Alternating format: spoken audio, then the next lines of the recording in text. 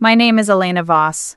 I'm 34 years old, and for the last 8 years, I've designed homes that feel like safe places for other families.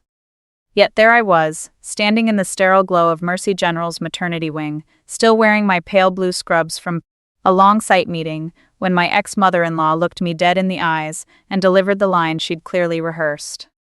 "You were never good enough for my son, Elena. Leaving you was the best decision he ever made. At least now he has a real family, with someone who actually knows how to be a wife." Vivian Caldwell said it with that signature smile of hers, the one that looked sweet to outsiders but felt like a blade sliding between ribs to anyone who knew her. The words landed loud enough for 2 nurses and a passing resident to hear. I didn't cry, I didn't raise my voice. I simply looked at her calm as still water and asked the same question I'd been carrying in my chest for years. "Is that what you believe?"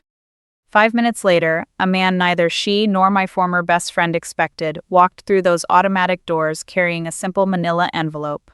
And the color drained from Vivian's face like someone had pulled a plug.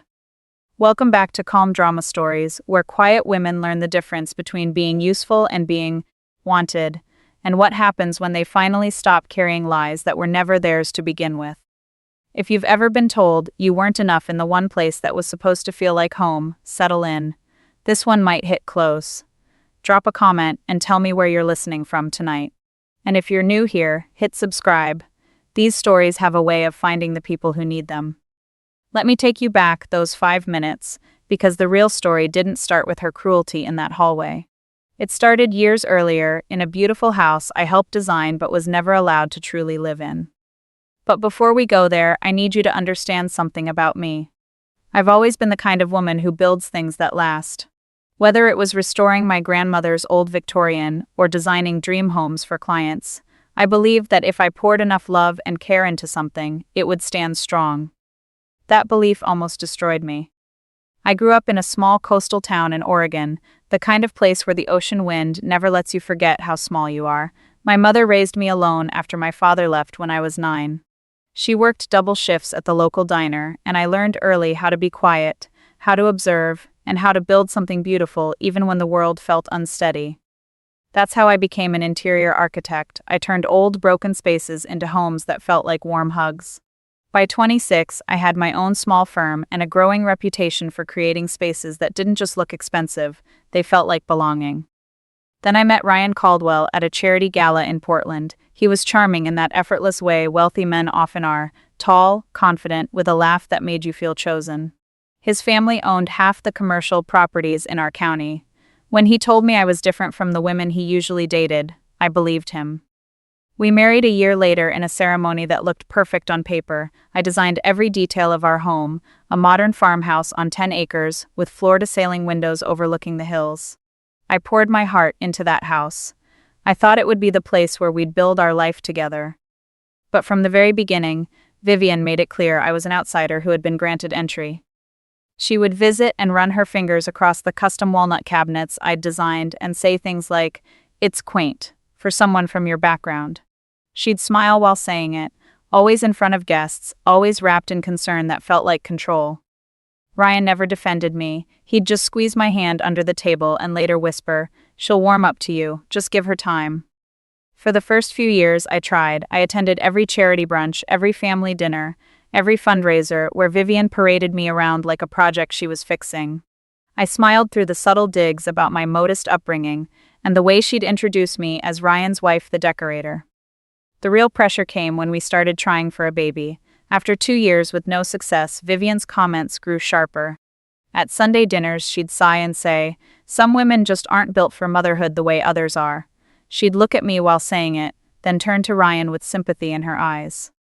I suggested we both get checked. Ryan refused. He said it was God's timing, that I was stressing myself out with work. Vivian backed him completely. I went alone. The results came back normal. My body was healthy. But by then the story had already been written in their circle. Elena was the problem. I kept quiet. I kept designing. I kept believing that if I loved harder, worked harder, and stayed calm, the truth would eventually speak for itself. I was wrong. Looking back now, I can see how carefully they built the cage. Ryan needed a wife who made him look stable and successful. Vivian needed control, and I was useful until I wasn't. The first real crack appeared during our third anniversary dinner. We were at the country club Vivian practically owned. I had spent weeks designing a new garden layout for their estate as a surprise gift for the family. I was proud of it. It was some of my best work. Vivian looked at the renderings I presented and smiled that thin smile.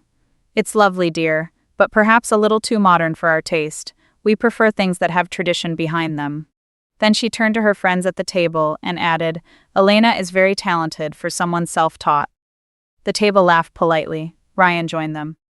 That night, I cried in the car on the way home while Ryan scrolled through his phone. When I asked him why he never stood up for me, he sighed and said, "Mom's from a different generation. You're too sensitive, Elena. Just let it go." But the comments kept coming, each one a little sharper, each one said with more concern than cruelty on the surface. At a charity luncheon for the Children's Hospital, Vivian introduced me to a group of influential wives. "This is my daughter-in-law. She's an architect or something like that. We're still hoping she'll slow down and focus on starting a family." I felt the weight of their pitying glances like stones in my pockets. Then there was Sophia, my so-called best friend since college. She had moved back to town the year after we got married. Sophia was everything Vivian approved of, polished, from a good family, always knew what to wear and what to say. She started coming over more often, bringing wine, listening to me vent about the pressure. I trusted her completely. What I didn't know was that while I was confiding in her about feeling like I'd never be enough, she was slowly sliding into the space I was trying so hard to hold. Ryan started working late. Sophia started helping with family events when I was swamped with deadlines. Vivian began praising Sophia in front of me. "She's so natural with people," or "some women just have that maternal instinct." I told myself I was being paranoid. Until the night I came home early from a client meeting and found Ryan's car in the driveway along with Sophia's. Through the living room window I saw them, not kissing. Just sitting too close on the couch, her hand on his knee, both of them laughing in that easy way that only comes with real comfort.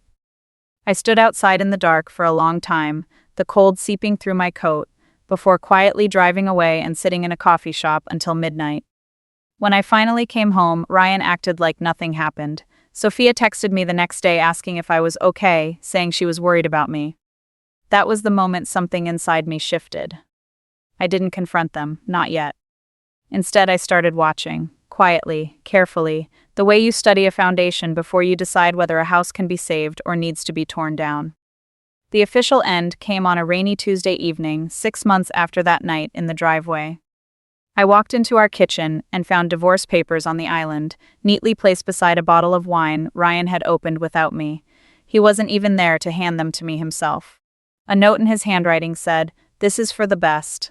We both know you were never really happy here." The signature line was already waiting for me. Within days, the story had been rewritten in their circle. I was the cold career woman who put work before family. I was the one who couldn't give Ryan what he needed. Vivian made sure everyone heard how heartbroken her son was, how hard he had tried. Sophia, of course, was suddenly the supportive friend who had been there for him through it all.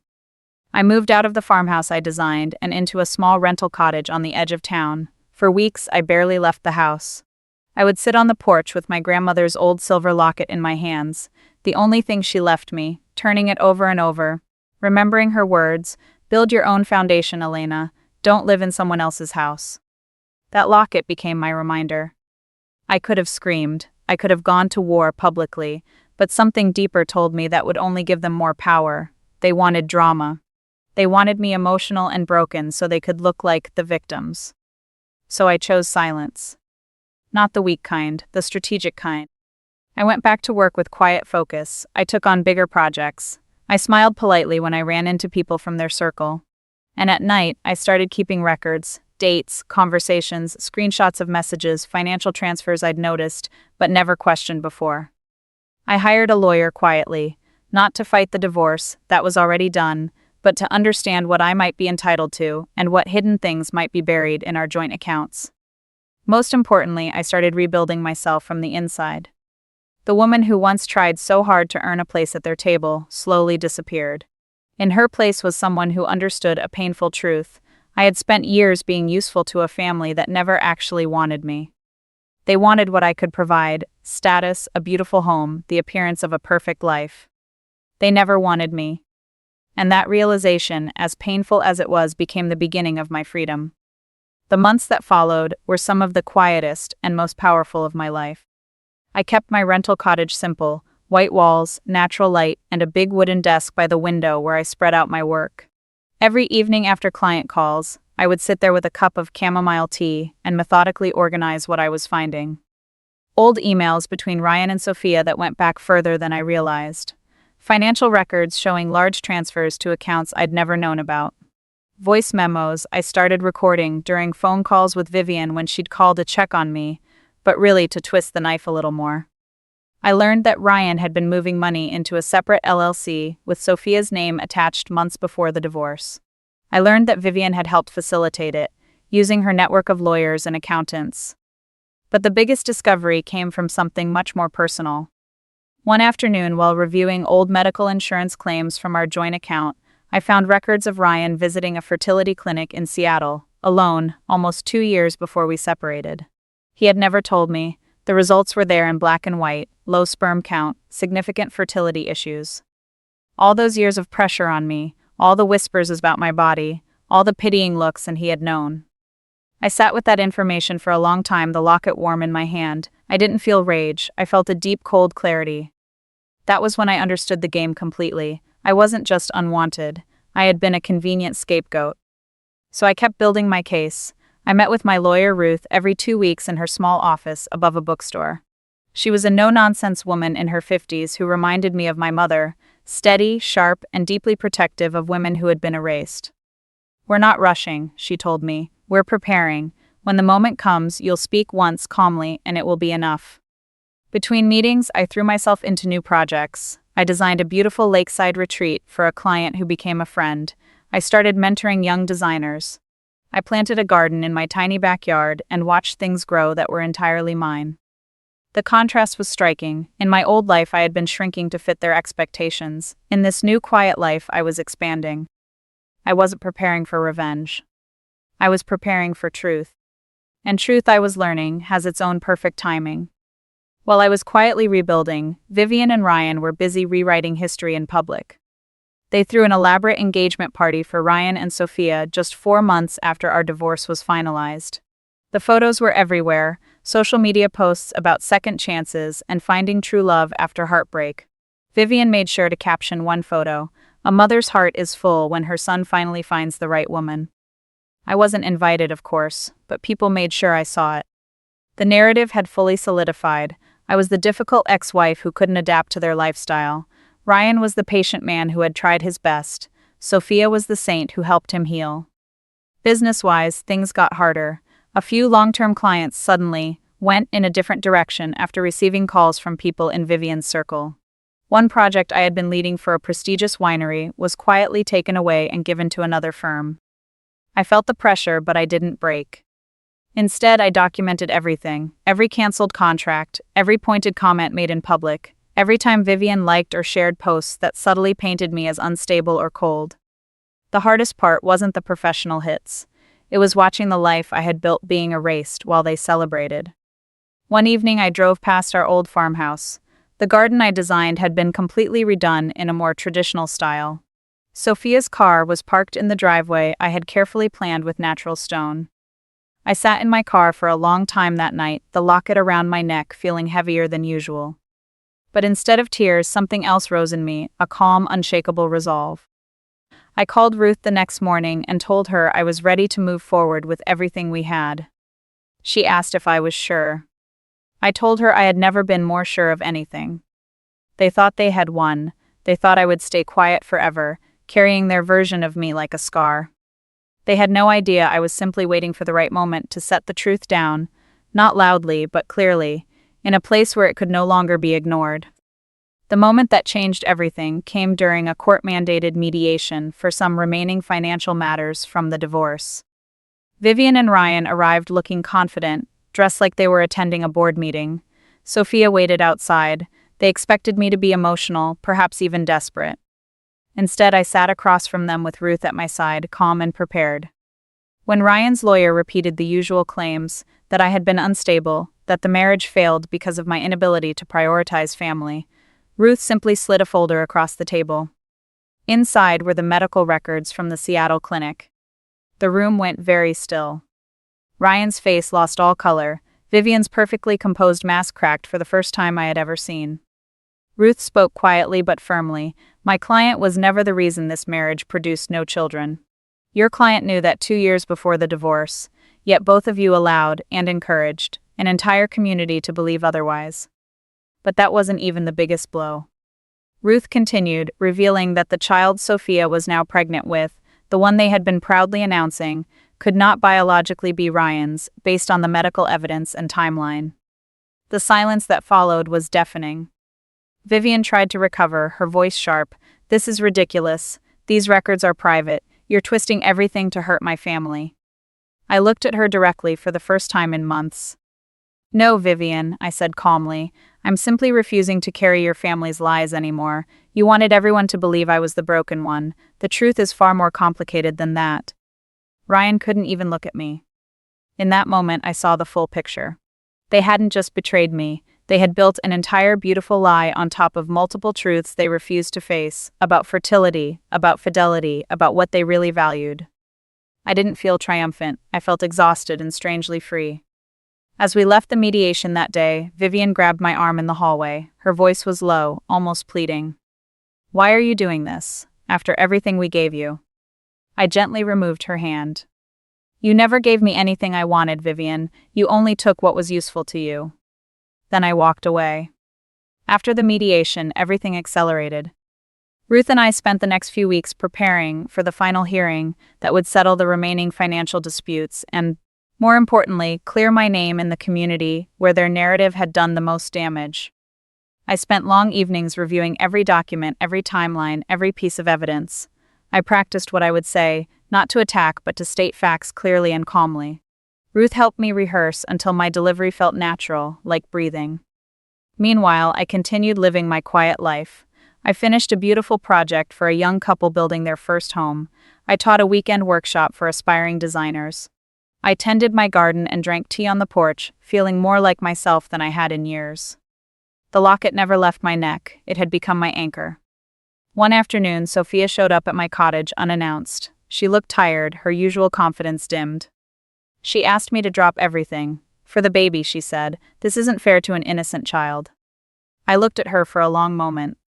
"The baby is innocent," I replied softly. "That's why I've never once spoken against it. But I will no longer carry the shame and lies that were placed on me so that your version of this story could look perfect." She left crying. I closed the door gently and felt nothing but sadness for all of us, especially the child who would grow up in the middle of these complicated truths. The night before the hearing, I sat on my porch under the stars. I held the locket and whispered to my grandmother, "I think the right moment has finally come." I slept deeply that night, the first truly peaceful sleep I'd had in over a year. The next morning I chose my clothes carefully, a simple cream blouse and navy trousers. Nothing flashy, nothing that screamed revenge, just a woman who had decided to stand in her truth. I was ready. The hearing was held in a sunlit courtroom on a crisp autumn morning. Vivian sat rigidly in the front row, dressed in her usual elegant style. Ryan looked pale and tense beside his lawyer. Sophia was not in the room. When it was my turn to speak, I stood up slowly, my voice steady. I didn't attack, I simply laid out the facts. I spoke about the years of subtle and not so subtle emotional abuse. I presented the medical records, I showed the financial discrepancies. And I spoke about how I had chosen silence for so long, believing it was the dignified thing to do, until I realized that silence was allowing a lie to define me.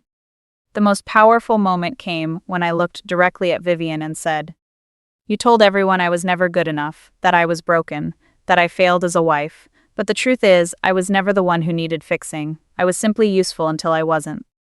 The courtroom was completely silent. Vivian tried to interrupt, her voice rising, but the judge warned her. Ryan's lawyer attempted damage control, but the evidence was overwhelming.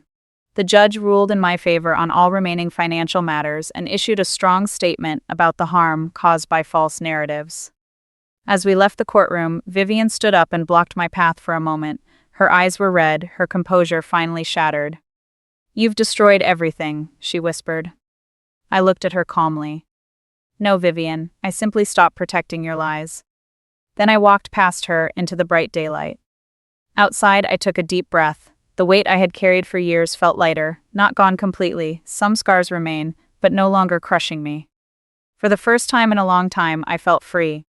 The weeks after the hearing brought a quiet kind of justice. Ryan and Sophia moved out of the county within months. Vivian stepped down from several of her prominent charity positions as the story quietly spread through the community. The beautiful house I designed sat on the market for a long time. I didn't follow their lives closely, I had my own to live.